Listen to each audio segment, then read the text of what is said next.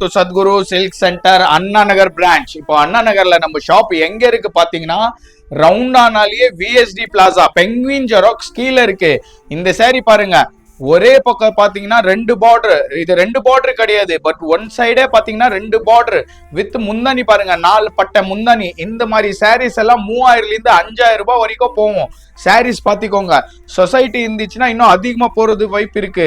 சாரீஸ் எல்லாம் பாத்தீங்கன்னா each and every saris டிஃப்ரெண்டா இருக்கும். பேட்டர்ன் பாத்துக்கோங்க. உங்க வீட்லயே இருக்கிற பட்டு சேலை நல்ல விலைக்கு விற்கணும்னு நினைச்சீங்கன்னா சத்குரு சில்க் சென்டர் விசிட் பண்ணுங்க.